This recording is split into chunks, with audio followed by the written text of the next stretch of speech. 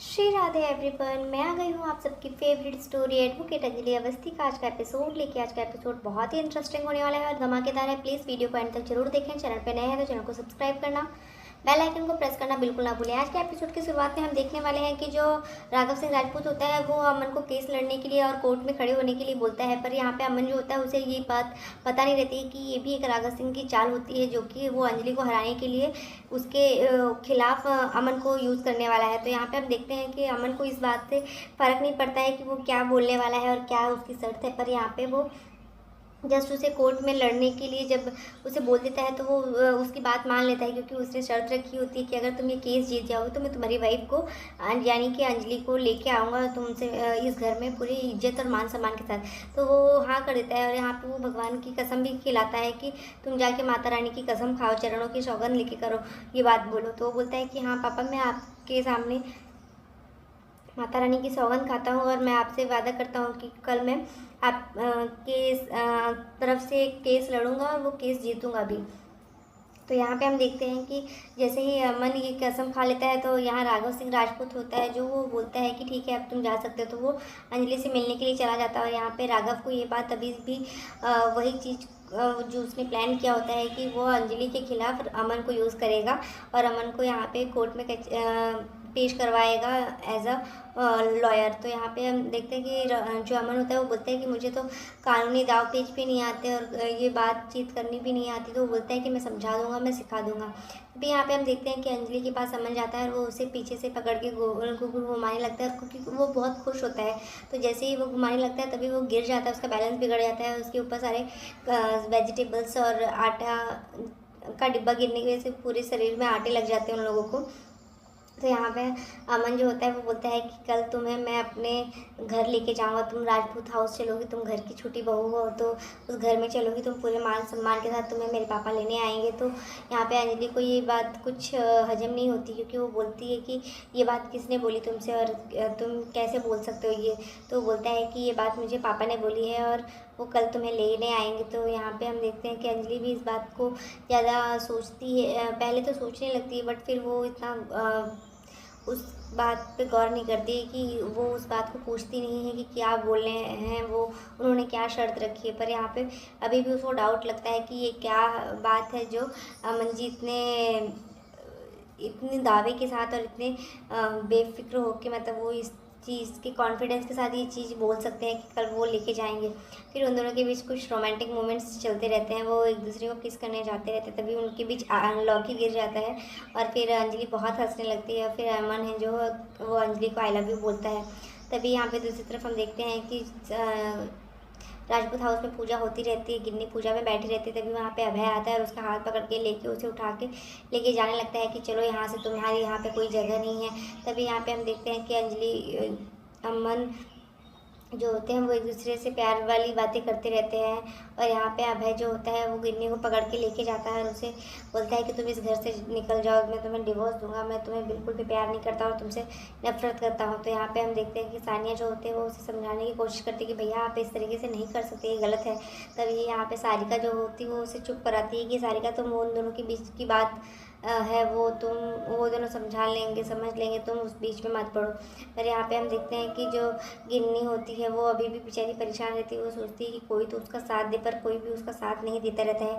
वो सबसे हेल्प मांगती है और वो यहाँ पे जो अभय होता है वो उसे बोलता है कि मैं तुम्हें डिवोर्स दूंगा, तुम यहाँ से चली जाओ। और फिर यहाँ पे हम देखते हैं कि अभय को वो बोलती है कि मैं नहीं जाऊँगी, मैं तुम्हारी पत्नी हूँ।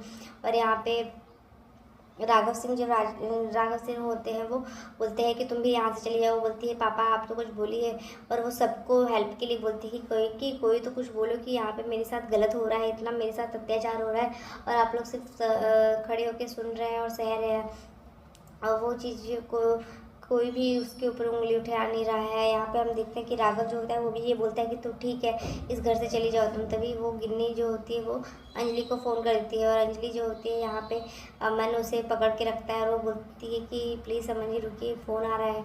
तो बोलता है कि हर फ़ोन अटेंड करना ज़रूरी नहीं है। तो वो बोलती है कि ये इम्पोर्टेंट हो सकता है ना। तो जैसे ही उठाती है तो वहाँ पे गिन्नी की आवाज़ आती है और वो बोलती है कि जो मेरा पति है, मेरा हस्बैंड अभय मुझे घर से निकाल रहा है और मुझे डिवोर्स देने की धमकी दे रहा है।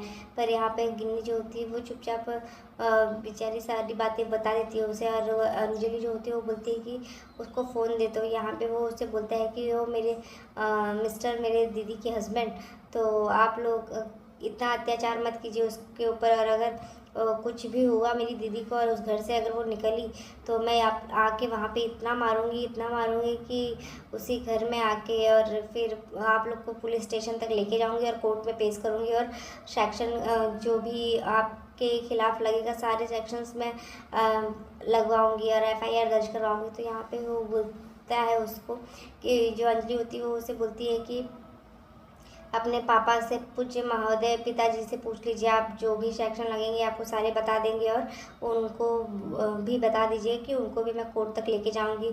जो चलते फिरते इंस्टीट्यूशंस हैं तो उनके लिए भी वो ऐसा बोलते हैं। उसके बाद वो बोलती है दीदी को मेरे फ़ोन दे, तो वो फ़ोन कट कर देता है। उसके बाद उसको बोलता है कि ये देखिए ना, अब राघव से बोलता है कि पापा ये मुझे थ्रेट करती है लड़की।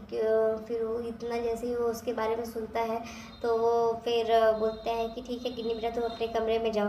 तो वो बेचारी शॉक्ड रहती है कि आपने मुझे बेटा कह के बुलाया। तो बोलता है कि हाँ मैं तुम्हें बेटा कह के बुलाया, तुम जाओ अपने कमरे में। दूसरी तरफ हम देखते हैं कि अंजलि को अमन प्रॉमिस करता है, उसके सर पे हाथ रख के उसे बोलता है कि अंजलि मैं तुमसे वादा करता हूँ कि कल मैं तुम्हें लेके ज़रूर जाऊँगा इस घर से।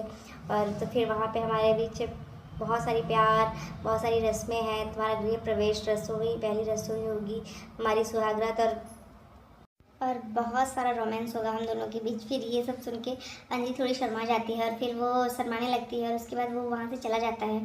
तो अंजलि सोचने लगती है कि ऐसा तो क्या है, राघव सिंह राजपूत ने क्या चाल चली है जो इस तरीके से अमन जी इतने दावे के साथ कह रहे हैं। तभी दूसरी तरफ हम देखते हैं कि अंजलि के पास फिर से गिन्नी का फ़ोन आता है। तो गिन्नी उसे बोलती है कि मेरे ससुर जी ने मुझे बेटा कह के बुलाया है और उन्होंने राघव सिंह से अमन से मुझे माफ़ी मंगवाई है।